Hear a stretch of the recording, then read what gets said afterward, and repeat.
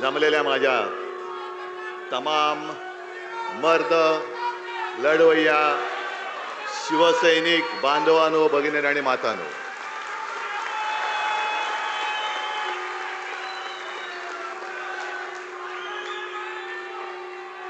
काही क्षण असे येतात की त्या क्षणी भावना व्यक्त करणं कठीण असतं आणि तसाच आजचा क्षण आहे. लोकसभा निवडणुकांच्या निकालानंतर आपल्या शिवसेनेचा वर्धापन दिनाच्या निमित्ताने होत असलेला पहिला जाहीर कार्यक्रम आहे.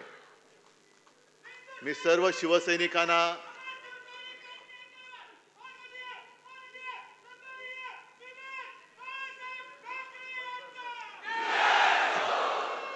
तमाम शिवसैनिकांना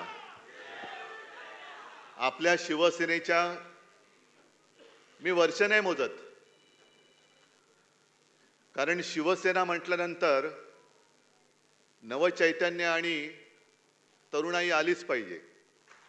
त्याच्यामुळे वर्ष किती होऊ द्यात, या वर्धापन दिनाच्या मी शुभेच्छा देतोय.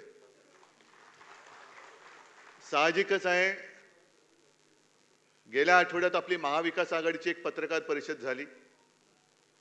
सगळे आपले घटक पक्ष सोबत होते, काँग्रेस होती, राष्ट्रवादी, इतर सर्वच. त्याच वेळेला मी सर्वांना धन्यवाद दिलेच आहे. पण आज पुन्हा एकदा शिवसेनेच्या वतीने ज्या ज्या देशभक्तांनी महाविकास आघाडीला आणि शिवसेनेला मतदान दिलं, केलं, आशीर्वाद दिले, त्या सर्वांना, म्हणजे त्याच्यात माझे मराठी आलेच, हिंदू आलेच, दलितही आले, बौद्धही आले, मुसलमानही आले, ख्रिश्चनही आले, शीख सुद्धा आले, सर्व देशभक्तांना मी पासून धन्यवाद देतोय. दोन चांगले बॅट्समन आपण पाहिले. ओपनिंग बॅट्समन कडक होता, मधला बॅट्समन तुम्हाला माहिती आहे कसा होता. आणि अनेकदा माझी परिस्थिती ही शेवटचा जो कोण बॉलर असतो तो बॅटिंगला पाठवल्यानंतर कशी होते तशी होत झालेली आहे. म्हणजे आता रन झालेले आहेत, आता काय करायचं, मारायचा फटका, बसला बॉल तर बसला, बसला तर छकडा, नाही तर लकडा. पण लकडा कधी जाणार नाही, मारेन तो छकडाच मारेन. तुम्ही सर्वांनी माझं सगळं कौतुक केलेलं आहात. सगळं जे काही विजय झाला त्याचं श्रेय मला दिलेलं आहे. पण मी शून्य आहे. मी कधीही यशाचा मानकरी मीच आहे हे मी कधीही मानणार नाही. यशाचे मानकरी, यशाचे धनी हे तुम्ही आहात. कारण शिवसेना प्रमुखांनी दोन गोष्टी मला सांगितल्या. आत्मविश्वास, जे सर्वांना सांगत होते की आपल्यामध्ये आत्मविश्वास असेल तर जगाच्या कोपऱ्यात कुठेही जा, तुला मरण नाही. पण आत्मविश्वास आणि अहंकार याच्यामध्ये फरक आहे. आपल्यामध्ये आत्मविश्वास आहे, होय मी हे करू शकतो, मी यांना पाडू शकतो, हा आत्मविश्वास आहे. पण मी एकटाच हे करू शकतो, जगामध्ये दुसरं कोणीच करू शकत नाही, हा अहंकार आहे, जो मोदींमध्ये. निवडणुकीच्या निकालाचं विश्लेषण सुरू आहे. भाजपला तर तडाखा बसलेलाच आहे. पण तडाखा बसल्यानंतर पुन्हा एकदा बाजूच्या गल्लीत कसं न्यायचं, विषयांतर कसं करायचं हे त्यांना चांगलं कळलंय. म्हणून निवडणूक झाल्यानंतर ताबडतोब सुरू केलं की उद्धव ठाकरे हे पुन्हा मोदी सोबत जाणार, एनडीए मध्ये जाणार. जायचं? ज्याने आपल्याला संपवायचा प्रयत्न केला, आपल्या माते समान शिवसेना खतम करण्याचा प्रयत्न केला, त्या नालायकांबरोबर पुन्हा जायचं? मी तुम्हाला सगळ्यांना विचारतोय. म्हणजे त्यांना काय होतंय की गैरसमज पसरून द्यायचा आणि स्वतःचं अपयश झाकून ठेवायचं. अहो तुमचं तुम्ही बघा ना, आमचं कशाला वाकून बघताय? तुमचं काय काय उघडं पडलंय ते तुम्ही बघा. कशी तुमची वरपासून खालपर्यंत अगदी, हा बरोबर, काय बोललात, फाटली आहे.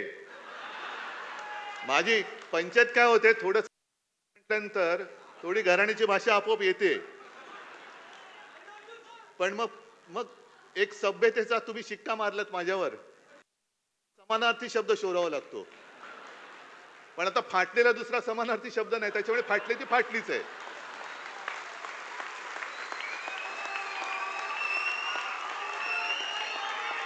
तर ते नाही झाकून ठेवायचं. मग उद्धव ठाकरे एनडीएत जाणार. आता मध्ये कोणीतरी काढलं भुजबळ शिवसेनेत जाणार. मला प्रश्न विचारले, म्हटलं तुमच्याशी भुजबळ बोललेत? नाही. मी भुजबळांशी बोललोय? नाही. भुजबळ माझ्याशी बोललेत? मग कशाला तुम्हाला या नसत्या उचापात्या करायच्या आहेत? ते आहेत मंत्री आहेत, त्यांचं ते बघतील ना. प्रत्येक जण आहे समजदार आहे, तो त्यांच्या वाटेने चाललोय, आम्ही आमच्या वाटेने चाललेलो आहोत. पण तुम्ही ही जी काय सांगड घालण्याचा प्रयत्न करताय आणि तुमचा अपयश झाकण्याचा प्रयत्न करतात. मी आज सगळ्यांचा सत्कार केला, खासदारांचा तर केलाच, पण माझ्या योद्ध्या उमेदवारांचा सुद्धा केला. आणि तो एवढ्यासाठी केला, सांगता येत नाही मध्यावधी निवडणूक लागली तर त्यावेळेला तुम्ही खासदार होणार आहात. हे सरकार काय चालेल असं मला वाटत नाही आणि चालू नये असंच माझं मत आहे. सरकार चालेल का? सरकार पडेल का? पडेल का नाही? चालेल का नाही? पडलंच पाहिजे. पुन्हा निवडणुका झाल्याच पाहिजेत आणि नाही तर आम्ही इंडिया आघाडीचं सरकार स्थापन करतो. आणि आपल्यावरती जो आरोप केला जातो की शिवसेनेला हिंदू मतं नाही मिळाली, शिवसेनेला मराठी मतं नाही पडली, शिवसेनेला मुस्लिम मतं पडली. हो पडलेत, जरूर पडलेत. संपूर्ण सर्व देशभक्तांची मतं शिवसेनेला मिळालेली आहेत. सर्व देशभक्त. त्याच्यात मी पुन्हा सांगतो, मुसलमान आले, ख्रिश्चन आले, शीख आले, दलित बौद्ध सगळेच आले. शिवसेनेने उद्धव ठाकरेंनी हिंदुत्व सोडलं का? तर आपण काँग्रेस सोबत गेलो म्हणून शिवसेनेने हिंदुत्व सोडलं. आणि संजय, आता तुम्ही बोलले ते बरोबर, तिथे जे डोमकावळे बसलेत, आता डोमकावळा म्हटल्यानंतर पुढचे सगळे सोपस्कर आले, पिंडदान वगैरे, त्यांची कावकाव सुरू झालेली आहे. मी काय हिंदुत्व सोडले? वाटते तुम्हाला मी हिंदुत्व सोडले? पण केवळ आणि केवळ देशभक्त, संविधान वाचवण्यासाठी आणि देशातली लोकशाही वाचवण्यासाठी सर्व देशभक्तांनी आम्हाला मतं दिली असतील तर आम्ही हिंदुत्व सोडले, आम्ही मुसलमानांच्या बाजूने लागलोय असं जर भाजप म्हणत असेल तर माझं स्पष्ट आणि ठाम मत आहे की नरेंद्र मोदी आणि भाजपाने सत्तेसाठी हिंदुत्व सोडलेलं आहे. हा माझा स्पष्ट आणि ठाम आरोप आहे. तुम्ही म्हणाले कसं? तुम्ही 2014 सालचा एनडीएचा फोटो बघा, 2019चा एनडीएचा फोटो बघा, कोण कोण होते त्याच्यामध्ये हिंदुत्ववादी. आणि आज जे त्यांच्या सोबत बसले चंद्राबाबू नायडू आणि नितीश कुमार, हे काय हिंदुत्ववादी आहेत? चंद्राबाबू नायडू आणि नितीश कुमार यांनी जो त्यांच्या निवडणुकांमध्ये आणि त्यांच्या राज्यात जो जाहीरनामा दिलेला आहे, नरेंद्र मोदींना आम्ही आव्हान देतोय की मोदीजी तुम्ही चंद्राबाबू नायडूंचा जाहीरनामा पूर्ण करणार म्हणून त्या आंध्रात जाऊन सांगा.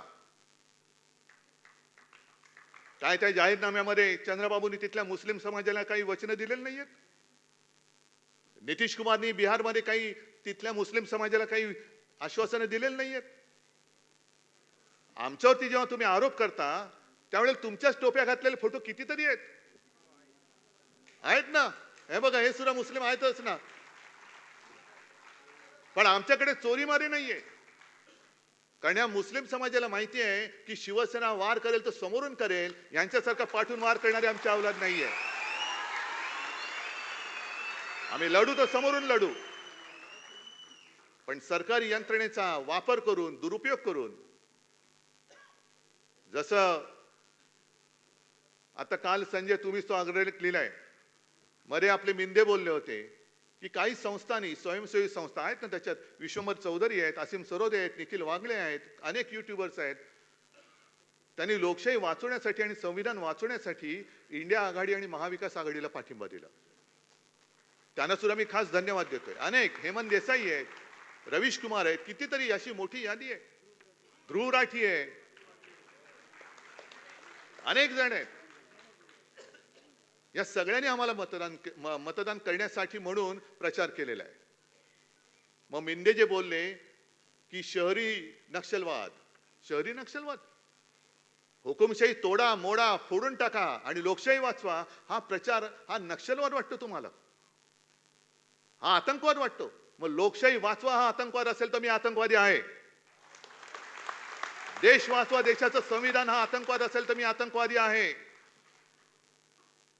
पण तुमचे जे बापजादे दिल्लीत बसलेले आहेत, मोदी आणि शहा, ते सरकारी यंत्रणेचा दुरुपयोग करतायत. आमच्या कार्यकर्त्यांच्या घरी तुम्ही ED, income tax, CBI, police पाठवता.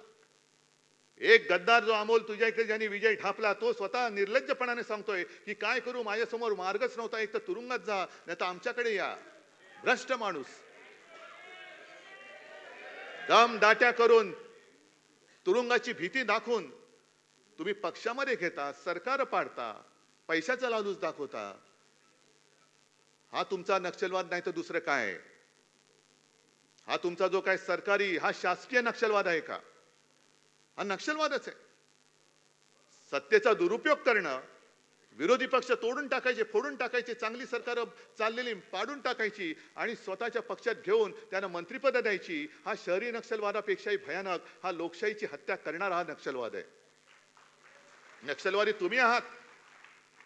आमच्यावरती जेव्हा तुम्ही बोटं दाखवता तेव्हा तुमचं कर्तृत्व जे आहे हे काही लोकांनी बघितलं नाही अशातला भाग नाहीये.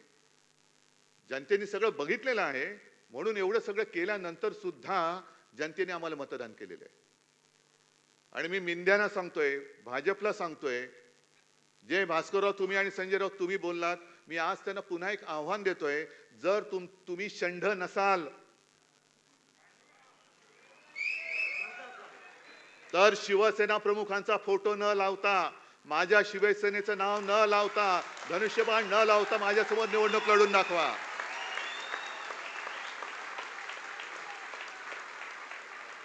आणि नाही तर चंड म्हणून गावामध्ये फिरा, विजेते म्हणून फिरू नका. मला अभिमान आहे, एका गोष्टीचा मला अभिमान जरूर आहे की या वेळेला आम्ही शिवसेना प्रमुखांखेरीज दुसरा कोणाचाही फोटो वापरला नाही आणि यापुढे सुद्धा वापरणार नाही. मोदींचा अजिबात वापरणार नाही. आणि मोदीजी, मी तुम्हाला आमंत्रण देतोय, विधानसभेचा प्रचार महाराष्ट्रात आत्तापासून सुरू करा. मी आहे आणि तुम्ही आहे, फक्त या षंडांना बाजूला ठेवा. नाव चोरायचं नाही, वडील चोरायचे नाहीत, धनुष्यबाण चोरायचं नाही. धनुष्यबाण बाजूला ठेवा, नवीन निशाणी घ्या, मिंद्याच्या वडिलांचा फोटो लावा आणि या समोर. अरे माझ्या वडिलांचे फोटो लावून स्ट्राईक रेट सांगता तुम्ही? षंड कुठले? ह्यांच्याकडनं आपल्या राज्याचं काय भविष्य होणार आहे? पण एक गोष्ट बरी झाली की या निवडणुकीमध्ये आपले कोण आणि परके कोण, मित्र कोण आणि शत्रू कोण हे स्पष्ट झालेले आहे. काही जणांनी केवळ उद्धव ठाकरे नको म्हणून त्यांना बिन शर्ट पाठिंबा दिला.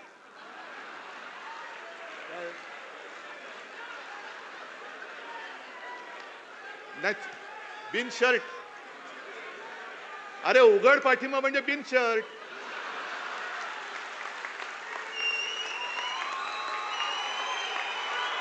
उघड पाठिंबा दिला म्हणजे बिन शर्ट ना. मग ना बरोबर का चूक आहे? काय नाही नाही, उद्धव ठाकरे नको, मी हा बघा शर्ट काढला, बिन शर्ट पाठिंबा देतो तुम्हाला उघड.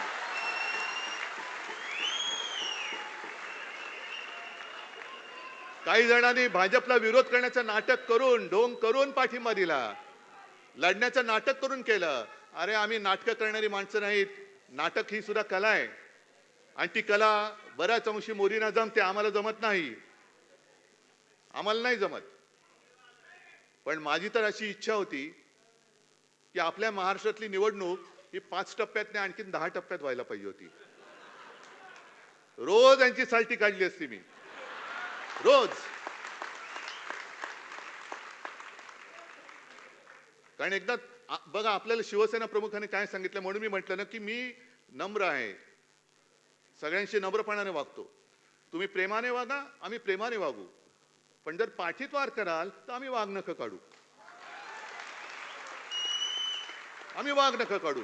आता मुनगट्टी वार ज्यांची नखं उपटले चंद्रपूरमध्ये ते लंडनमध्ये पुन्हा वाघ नखं आणायला चाललेत. अहो कशाला त्या छत्रपतींचा तुम्ही अपमान करताय? कशाला अपमान करताय? एक तर तुमची पात्रता नाही, गद्दार मानसिकतेचे तुम्ही, भगव्याशी बेईमानी करणारी अवलाद तुमची. संपूर्ण महाराष्ट्रामध्ये आणि देशामध्ये माझा हा छत्रपतींचा भगवा असतो, त्याच्यावरती कोणतं सिम्बॉल नव्हतं, काही नव्हतं, पण त्या भगव्यामध्ये तुम्ही भेद केला. कुठलं काय यांचं चिन्ह छापा, कुठलं काय. म्हणून मी तुम्हाला सांगतोय, आपल्या भगव्या झेंड्यावरती आपलं चिन्ह टाकायचं नाही. आपला भगवा पवित्र शिवरायाचा भगवा आहे, तो भगवाच असला पाहिजे. मशालीचा प्रचार वेगळा करा, मशालीचा प्रचार वेगळा करा. मशाली आपली धगधगती मशाल आहेच, पण छत्रपतींच्या भगव्याला कलंक त्यांनी लावण्याचा जो प्रयत्न केलेला आहे त्यांना आपल्याला गाडायचंय. म्हणून छत्रपतींच्या भगव्याला आपली मशाल किंवा दुसरं कोणतेही चिन्ह टाकू नका. आपला शिवसेनेचा भगवा भगवाच असला पाहिजे.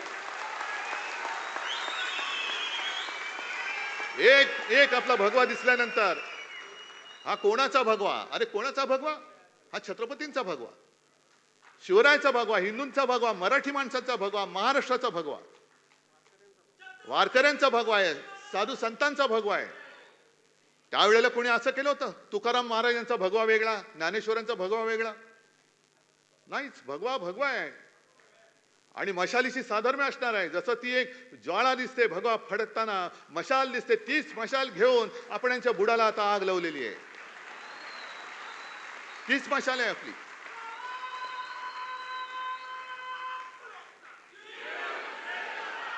आता नवीन त्यांनी प्रभारी नेमलेत महाराष्ट्रामध्ये.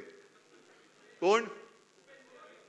भूपेंद्र यादव. आणि काय यांचा इतिहास?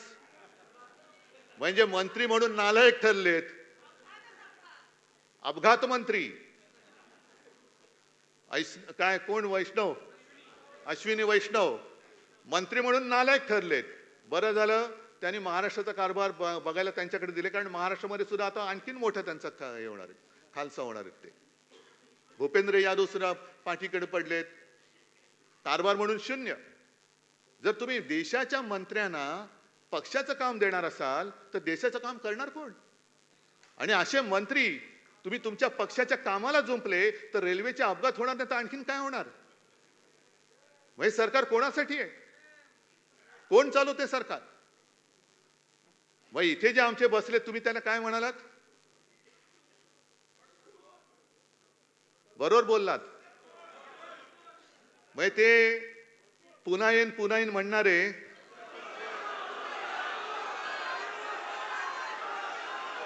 आता काय म्हणतात माहितीये? जाऊ द्या ना घरी, आता वाजवले ना 12. आता जाऊ द्या घरी, जाऊ द्या, वाजवले की 12 तुमचे.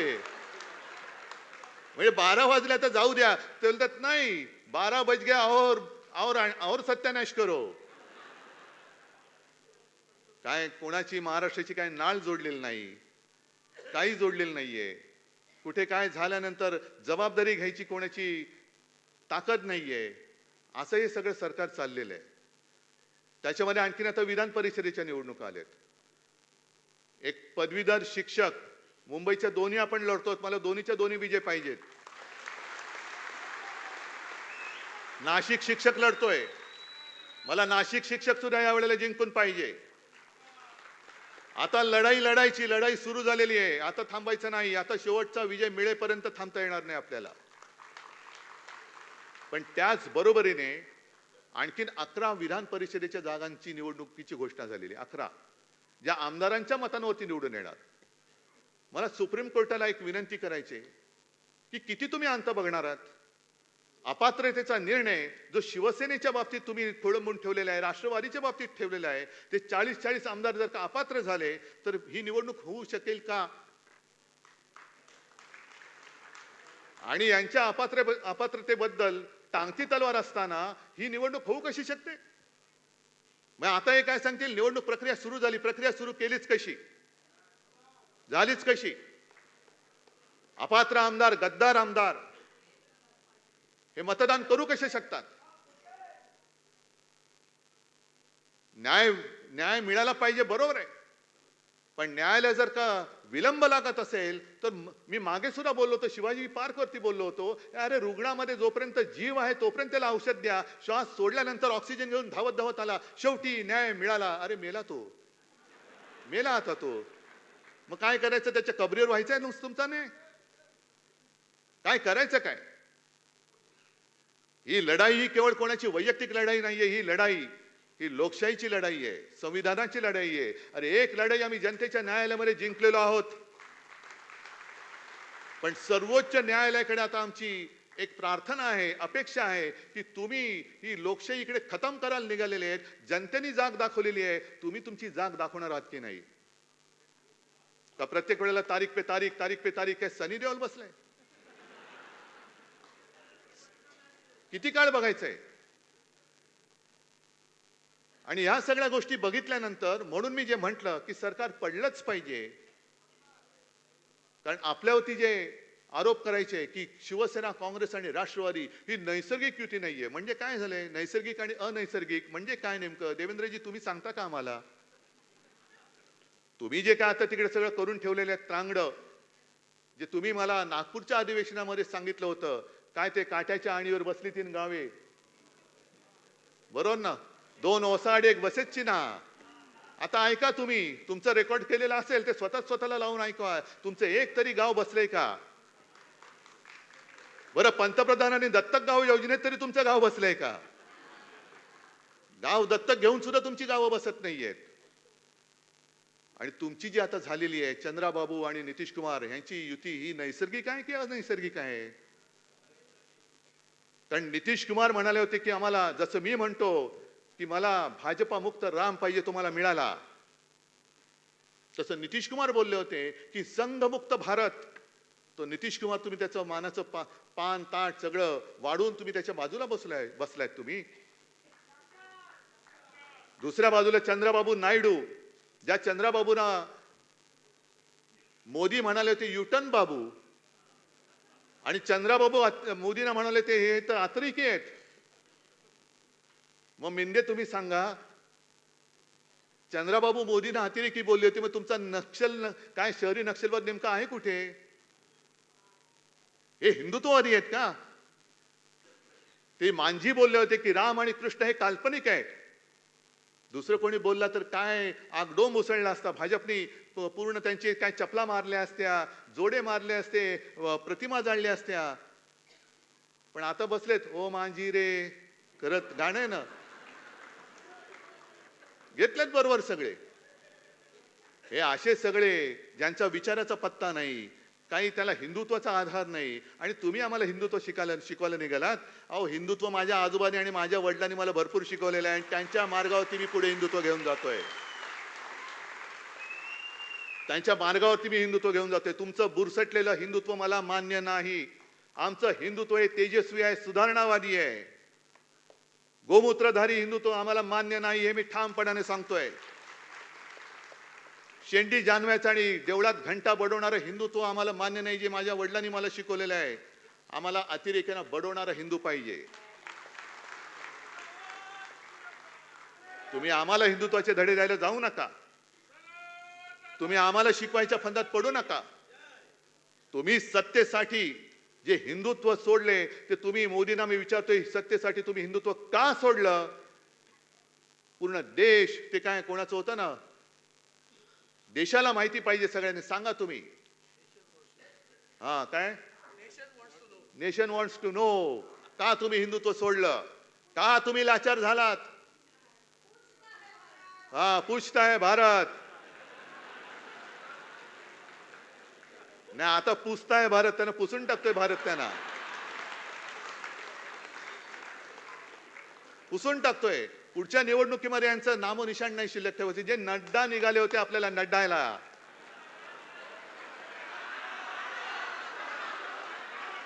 की फक्त भाजपा शिल्लक राहील. नड्डाजी, नड्डा संभाल के रखो. या देशात शिवसेना संपवण्याचे प्रयत्न प्रत्येक वेळेला झाले. शिवसेना त्यांना पुरून उरलेली आहे. त्याच्यामुळे मी भारतीय जनता पक्षाला सांगतोय, जे मगाशी एक थोडंसं राहिलं, शिवसेना प्रमुखांनी जे मला सांगितलं की आत्मविश्वास आणि अहंकार यातला फरक लक्षात ठेव. आणि म्हणून मी एक जुनी आठवण, आदित्य तेव्हा शाळेमध्ये होता आणि शेतकऱ्यांचं आंदोलन आपलं चाललं होतं, देता की जाता. दिवाकरजी, आपण सगळे, विनायकजी वगैरे सगळे नेते आपण नागपूरच्या सभेत होतो. आपण घरी मातोश्रीमध्ये ठरवलं, विनायक राऊत वगैरे सगळे आले होते. मी म्हटलं आपण पूर्व विदर्भापासून सुरू करूया, नागपूर. ठीक आहे, कुठून करायचं म्हटलं, मला काय माहित, कारण तेव्हा मी काही सभा वगैरे घेत नव्हतो. म्हटलं नागपूरचं जे मोठं मैदान असेल ते बघा. मग नागपूरचं मोठं मैदान म्हणजे कस्तुरचंद पार्क. चालेल का? चालेल. जाहीर झालं. आदल्या रात्री आम्ही गेलो तिकडे, मी, आदित्य, रश्मी, आम्ही मैदान बघायला गेलो. तेव्हा कोणतरी म्हटलं, मैदान बघितलं तुम्ही, आधी बघितलं नव्हतं का मैदान? म्हटलं काय झालं? नाही, थोडं जरा जास्तच मोठं वाटतंय. दुसऱ्या दिवशी सकाळपासून जे तिकडे रीग लागली, आदित्य जाऊन खिडकीत बघायचा आणि मला येऊन सांगायचा, बाबा आजची तुझी सभा सॉलिड होणार आहे. मी त्याला सांगितलं, लक्षात ठेव आदित्य, ही माझी सभा नाही, तुझ्या आजोबांची सभा आहे. सभा प्रचंड झाली, म्हणजे ओसंडून वाहत होतं कस्तुरचंद पार्क. आणि त्या पार्कात कोणी सभा घ्यायची हिंमत करत नव्हतं, हे मला नंतर कळलं. एक आपल्या शिवसेना प्रमुखांनी घेतली होती, अटलजींची सभा, आणि इंदिराजींनी घेतली होती असं म्हणतात. त्याच्यानंतर चौथा कोणी तोपर्यंत सभा घेणारा नव्हता. मला काय, मी घेतली सभा, ओसंडून वाहिलं. संध्याकाळी घरी आलो, शिवसेना प्रमुखांनी मला विचारलं, काय रे कशी झाली सभा? मी त्यांना सांगितलं आणि म्हटलं की आदित्य मला म्हणाला की खिडकीत बघून, कारण तो जेव्हा जेव्हा खिडकीत बघायचा तेव्हा ट्रक, रिक्षा, टेम्पो, म्हणजे जे मोदी म्हणाले ट्रक टेम्पो तसे नाहीत, लोकांनी भरभरून चाललेत, झेंडे घेऊन चाललेत, शिवसेना जिंदाबाद घोषणा देत चाललेत. तर मी बाळासाहेबांना सांगितलं की मी आदित्यला सांगितलं, आदित्य मला म्हणाला, बाबाची तुझी सभा सॉलिड होणार आहे. तर मी त्याला सांगितलं की आदित्य, माझी सभा नाही, तुझ्या आजोबांची सभा आहे. बाळासाहेबांनी मला थांबवलं, मला म्हणाले, माझी सभा नाही, तुझ्या आजोबांची सभा आहे.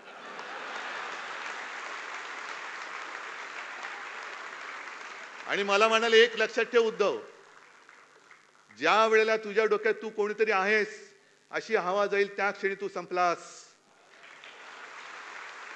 आपण जे काही आहोत ते पूर्वजांच्या पुण्याईवरती आहोत.